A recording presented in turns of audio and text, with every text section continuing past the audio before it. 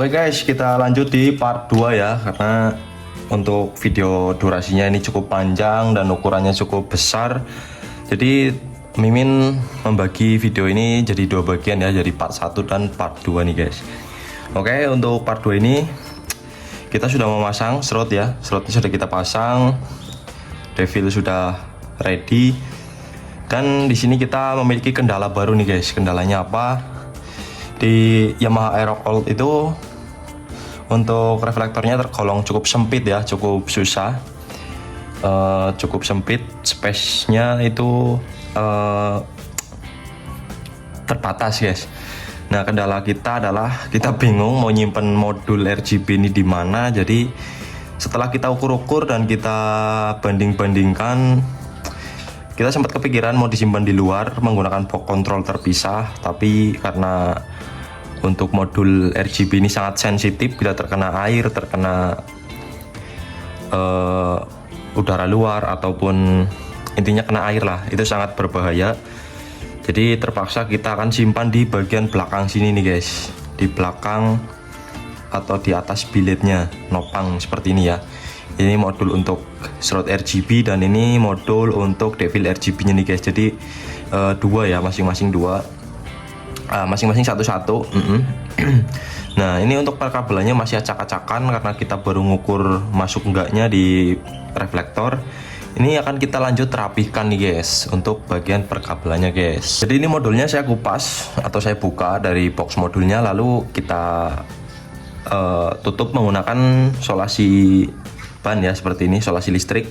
Nah, dua-duanya kita tutup menggunakan solasi listrik dan supaya aman, mudah-mudahan aman ya. Nah, oke, untuk setelah diukur-ukur antara cahaya bilet dan dua lasernya, nanti untuk mengencangkan D2 lasernya ini akan kita cor ya, atau kita lem menggunakan lem besi guys. Nah, ini kebetulan sudah kita tetesi lem Korea ya. Ini cukup kencang karena lubang bracketnya itu presisi dan sangat pas ke D2 Pro lasernya. Ini sudah kita tetesi lem dan akan kita tambahkan pengaman atau supaya memperkuat menggunakan lem besi ya. Kita cor menggunakan lem besi, muter secara merata. Kita akan menggunakan lem besi dari Dextone guys untuk mengecor bagian sininya ya. Ini insya Allah cukup kuat karena sudah kita lem juga.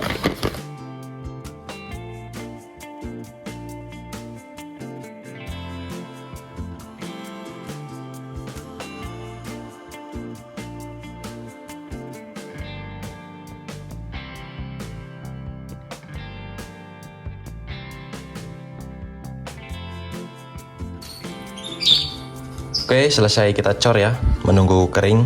Ini insya Allah cukup kuat karena lem besi itu cukup kuat kalau untuk hanya sekedar menahan ya atau menyetabilkan. Soalnya ini juga udah kencang, tanpa dilem pun kita yakin. Tetapi karena untuk pengaman tambahan, jadi kita tambahkan lem nih guys.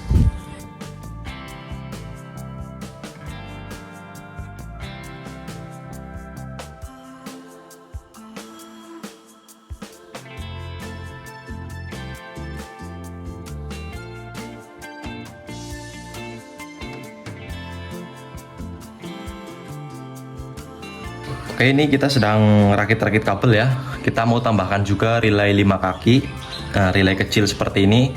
Ini akan kita gunakan untuk auto off devil ya. Jadi pada saat biletnya menyala atau biletnya dihidupkan, itu devil A atau demon A yang ada di dalam bilet otomatis akan mati ya guys, atau auto off.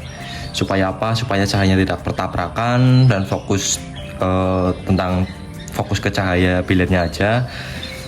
Supaya memperpanjang umur atau masa pakai LED RGB-nya juga nih guys. Oke, ini akan kita pasang lalu kita simpan di atas sini ya.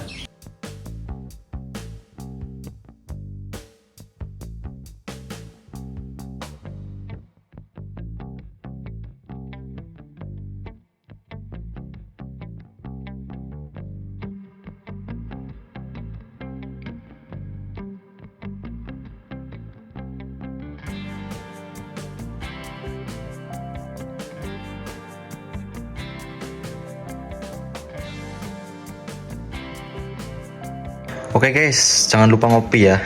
Ngopi dulu biar nggak pusing.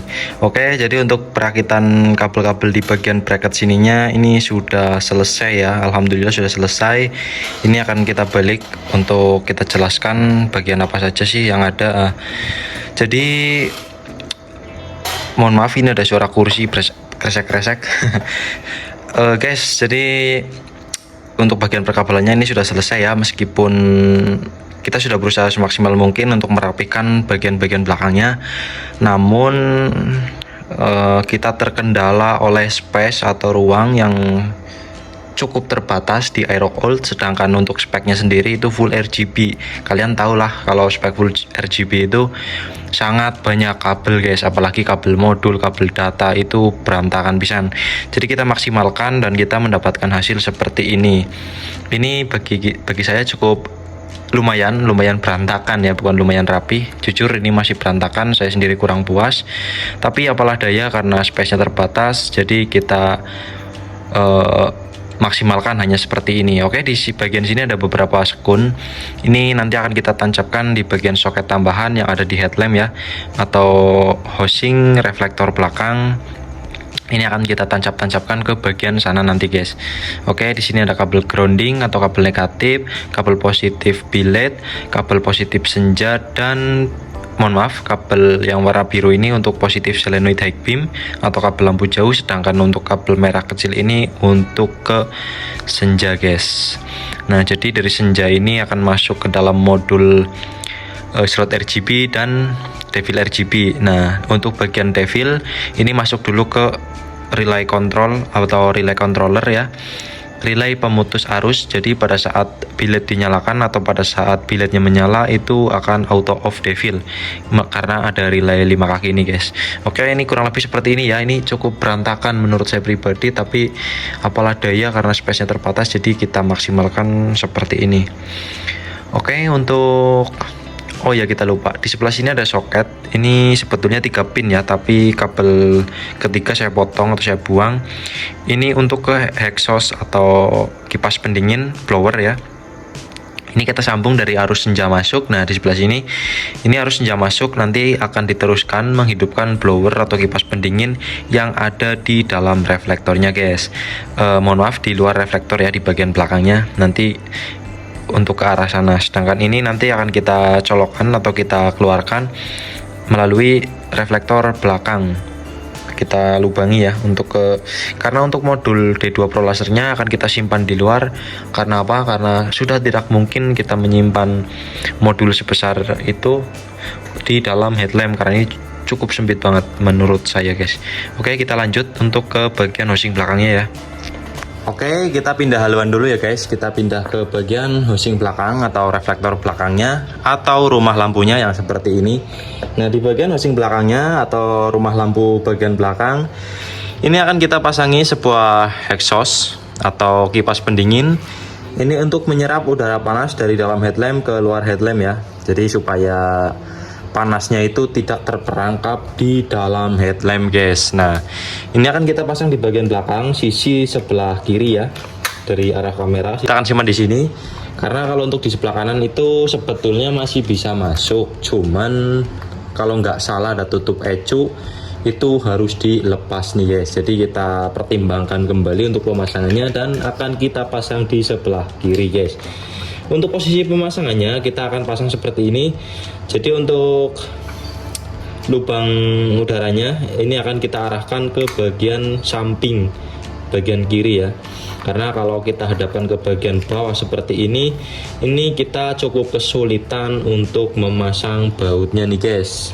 Nah, jadi akan kita arahkan ke sebelah kiri atau luar seperti ini. Mengapa? Karena kalau misalkan ke arah ke bawah gini juga ini akan cukup berbahaya ya, karena apabila kita cuci motor atau nyuci, yang kita khawatirkan air akan masuk. Untuk lubang baut kita akan gunakan bor ukuran 5 mm ya. Kita sesuaikan dengan ukuran lubang baut sebelah sininya nih guys. Kita akan bor di sebelah sini. Sedangkan untuk angin-anginnya kita akan gunakan mata bor kecil sekitar ukuran 2 atau 3 mili sebanyak 4-6 lubang nih guys.